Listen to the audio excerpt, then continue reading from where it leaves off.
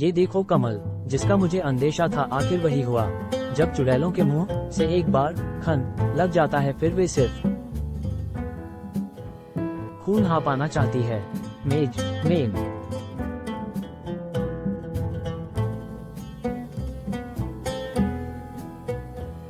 जिसे तुमने अपने घर पर अपनी पत्नी बनाकर रखा है वो इंसान नहीं बल्कि चुड़ैल है।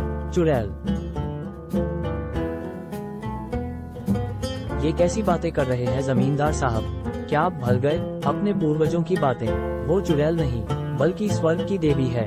और एक बात, वह मुझसे कभी झूठ नहीं बोलती। ये चतुराई भरी बातें किसी और को सुनाना कमल। गांव में लोगों का मरना चालू हो गया है और ये अगर ऐसे ही चलता रहा तो फिर सारा गांव शमशान में। मुझे तुम्हारी पत्नी और वो दूसरी चुड़ैल के बारे में गांव वालों को बताना होगा।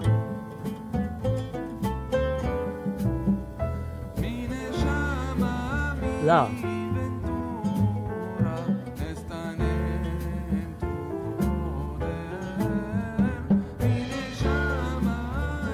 तो ठीक है, फिर मैं भी आपके बेटे का वो राज जिसमें उसने सरपंच साहब की हत्या किस प्रकार की है वो भी बताना होगा। कमल की बातें सुन जमींदार की आंखें आश्चर्य ये सोच रहा था कि आखिर कमल को इस राज का पता कैसे चला। जमींदार साहब, मैं इतना भोला नहीं हूँ। मैं उसी दिन समझ गया था जब मैं आपके घर आया था। और 26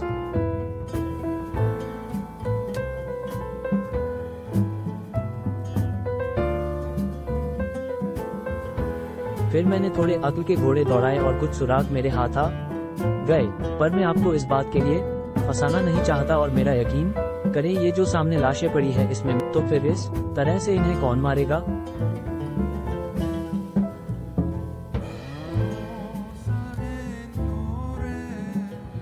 MSM जरूर, इसमें भी कोई ना कोई रहस्य छिपा है, पर इसका पता हमें मिलकर लगाना होगा।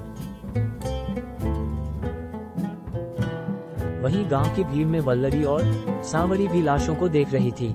लाशों की हालत बता रही है कि इन्हें भी वैसे ही मारा गया है जैसे पहले गांवों में मौतें होती रही है। फॉल्स।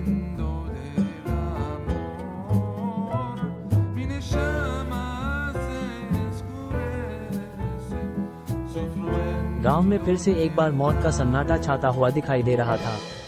गांव के लोगों के बीच एक साथ 3 मौतों के कारण दहशत का माहौल बन चुका था।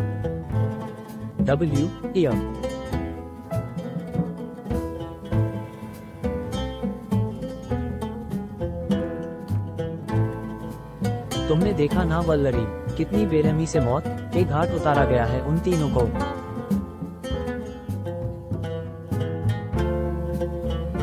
इस प्रकार की मृत्यु तो कोई आदमखोर जानवर या फिर कोई शक्तिशाली चीज ही दे सकती है। वल्लरी, इन्हें भी वैसे ही मारा गया है जैसे तुम इंसानों को मारती हो। कमल, ओ करो, मैं भला ऐसा क्यों करूंगी? मुझे इसमें जरूर कोई रहस्य जान पड़ता है। कमला, कोई तो है जो इंसानों को हमारे जैसे मारकर हमें फंसाना चाहता है।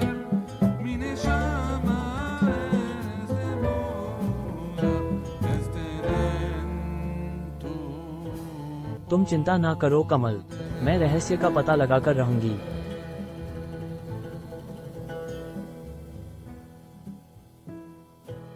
फॉल्स।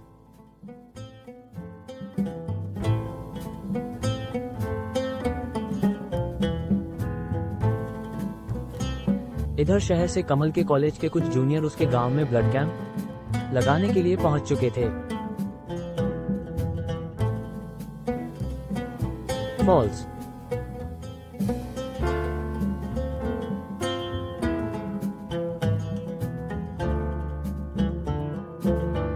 हेलो कमल सर, आपने पहचाना मुझे? मैं आपका जूनियर प्रफुल्ल हूँ। अरे हाँ, तुम प्रफुल्ल राजन हो ना? जी हाँ सर, आपने पहचान लिया।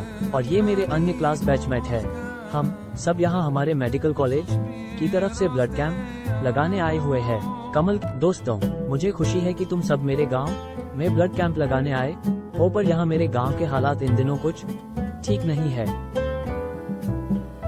क्यों सर, ऐसा क्या हो रहा इस गांव में? हमें भी बताइए, आखिर लोगों की जान बचाना डॉक्टरों का ही तो काम है। फॉल्स।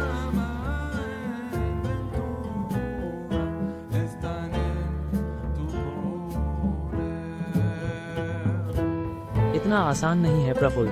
खैर मैं पंचायत में तुम सबके रुकने का इंतजाम करवाता हूँ। शून्य। प्रफुल्ल ध्यान रखना, रात में कोई बाहर ना निकले। रात में गांव में घूमना सख्त मना है। तुम कल सुबह कैंप लगाना चालू कर देना। ठीक है सर। उसी रात हो रही मौतों के पीछे का कारण जानने के लिए सांवरी रात में गांव के भ्रमण पर निकल चुकी थी। फॉल्स।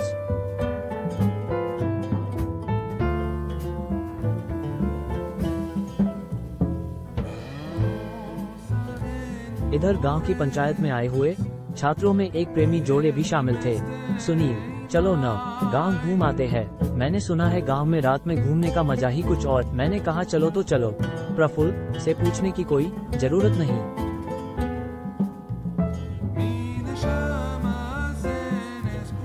काव्या और सुनील एक दूसरे के हाथ में हाथ डाले पंचायत से निकलकर गांव की गलियों में सैर कर रहे थे।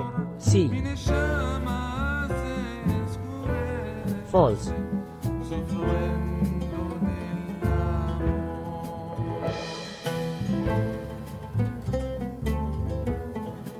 मेरी बड़ी दिल्ली ख्वाहिश थी कि मैं यम गांव की सड़कों में तुम्हारे साथ बेफिक्र होकर सैर करें। फॉल्स।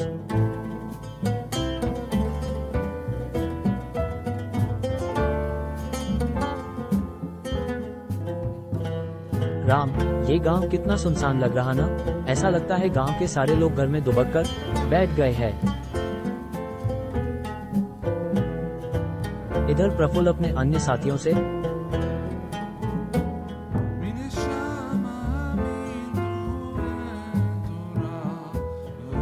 काव्या और सुनील कहाँ है?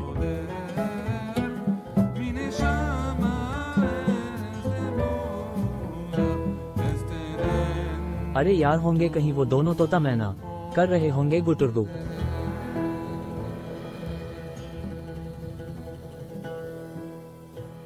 इधर काव्या और सुनील के आगे एक औरत खड़ी होकर उन दोनों को घूरे जा रही थी।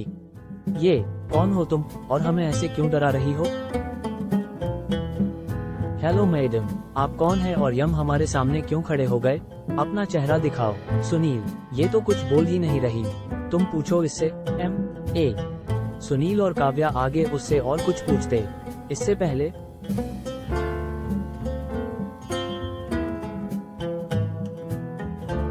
चार।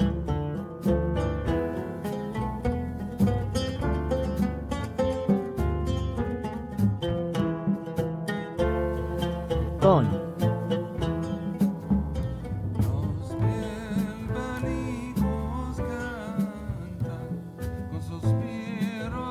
उस अज्ञात औरत ने सुनील के सीने को चीर दिया था और वहीं काव्या सुनील को बस तड़पते हुए देख रही थी। सुनील टहर।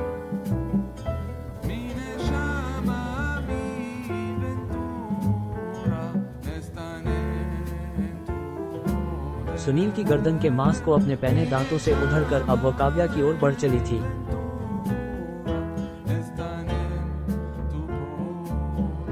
फॉल्स।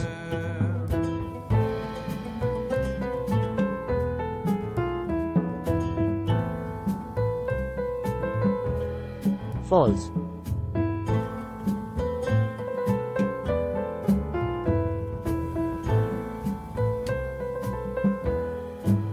आखिर कौन है यह अज्ञात औरत और क्यों कर रही है ये गांव वालों की हत्याएं?